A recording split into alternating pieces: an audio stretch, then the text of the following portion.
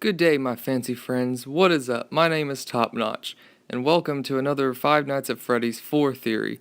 Now, actually, let me rephrase that. This is a Five Nights at Freddy's movie theory. Now, my personal thought is, holy crap, we're getting a Five Nights at Freddy's movie. Whoop whoop. Anybody else up there? Leave a like. I know you want to leave a like because you love the series, you want to see the movie. But anyway, these are my thoughts on the movie, and we're going to get right into it. Now, starting right off, obviously, we're going to have to think, who are the characters? Well, clearly, we're going to have Freddy, Bonnie, Chica, and Foxy, as well as Golden Freddy, and the Crying Kids, the puppet, um, and obviously the Night Guard. Now, what does this entail? This gives us so much room. This gives Scott and the creators, Warner Brothers, more specifically, lots and lots and lots and lots and lots and lots and lots and lots and lots forevers of room to be able to be creative with the new film. They could even do things like adding the toy animatronics. It could be something completely different that we don't even know, as long as it includes the original cast. There could be extra animatronics that we don't even know anything about. I mean, who knows? Obviously, this is going to be a great movie, but I'm just going to get a little more in depth. So, obviously, the location, as everyone's probably thinking right now, it's probably going to be in the first building and stick more to the game's first storyline. Now, it could be in the second games, but obviously, the first game we have much, much, much more potential because it's how we started. It's how we all remember the franchise. Um, it's just how we all got started into it. It's how we got sucked in, and then it just sort of domino affected from there. We sort of got way more than we ever thought we were going to. We got the second game and so on.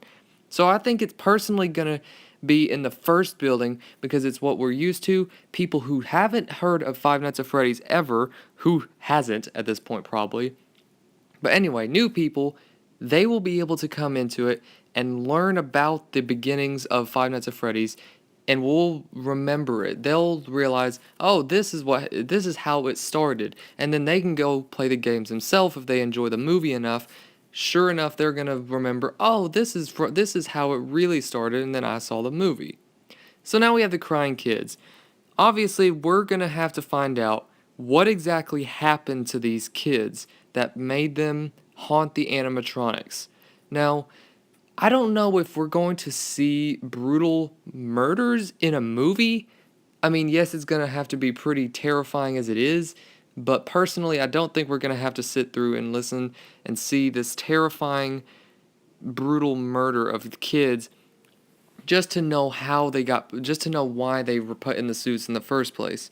Now, obviously, we're going to have to see some kids cast. That could be the intro or something. We see the kids, purple guy or phone guy walks in, and then it sort of they're all frightened, and then the movie sort of starts from there, and we understand immediately that's what happens. I don't know. Maybe they're going to do maybe Scott and the guys will do a lot much different, but that's just, again, my personal thoughts. Now, moving on to the puppet. Now, we're going to have to for sure know what the origins of the puppet are. This movie, I'm feeling, is going to sum it up pretty well as far as the storyline goes. Now, the puppet, we're going to have to find out who the first kid who got murdered was, and we're going to find out for sure what his link to the puppet is, how he managed to infiltrate the puppet and become its soul, more or less, and how he uses the puppet to put the souls of the other kids into their suits, and how everything pretty much just falls into place from there. Now, I don't know if it's going to be CGI or if it's going to be a puppet, a legitimate puppet on something. I personally feel they should use an actual puppet because it'd be much, much creepier than a CGI puppet. That's just my thoughts. You can hate, you can whatever. Moving on. So we have Purple Guy, the guy who started everything in the first place. Now, what can I say about it? He's going to have to play a major role in the story. I said that the crying kids, we probably wouldn't see the murders. We probably will. We're going to realize who it is. we're gonna finally find out probably who Purple Guy really is slash Phone Guy. I think that he is personally a night guard due to all the theories I've watched myself, done my research. I think he is a night guard due to his appearance, his night badge, his phone in his hand, his badge on him. But that's just my thoughts on the purple guy.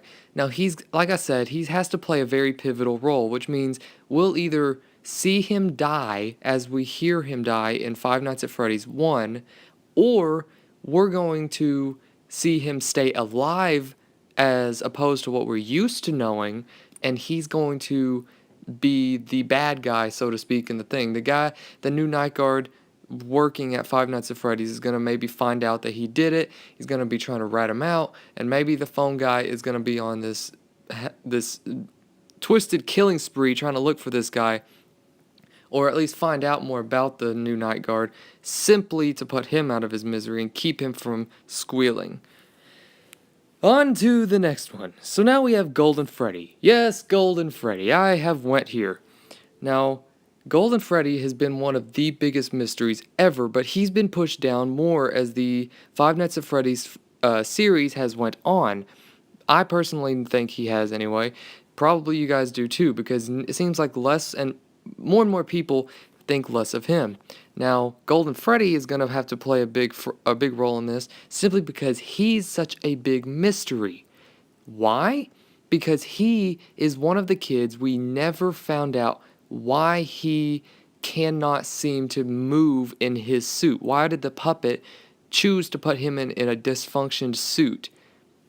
Why is he unable to move and yet somehow is able to be this apparition that somehow comes in and out of our office? Now, I have a feeling he's just going to be in and out of the movie from time to time, but he's still going to be a very terrifying role. Maybe he'll be changed up a little bit. Maybe he'll have an actual endoskeleton and he'll be able to actually move. I don't know how that's going to work out, because we're all used to just seeing him sort of teleport in and out. Five Nights at Freddy's 2, his head just sort of charged at you. He never really had a legit jump scare as far as moving went. But he's going to be a very big character in the movie, along with the crying kids, the puppet, basically everyone. So anyway, what kind of film will I think that this is going to be? I think it's going to be not as much a found footage film as I think just a pretty much straightforward live action movie. Why? Because it would get pretty repetitious. We'd know what was going to go on next. For the most part, if it's found footage, it doesn't appeal to me as much. So maybe maybe the new night guard is going to find footage of maybe the murders, or he's going to find footage of people from the past who have watched and kept watch over the establishment, and he's going to be freaked out with it. But for the most part, it's going to be his actual point of view of what's going on, or maybe just the third person. We're watching what's going on. Maybe it's going to have him running around the establishment trying to hide from time to time. Maybe it'll have more backstory. I don't have any idea what would really go on. But then again, Scott has the free will to do whatever he pleases with his movie, because he's the one, I'm pretty certain, who has the final say. But anyway, all this is just pure speculation. Hope you guys enjoyed. Leave a like, and don't fret, I may be out of time for this one, but I'll see you guys next time.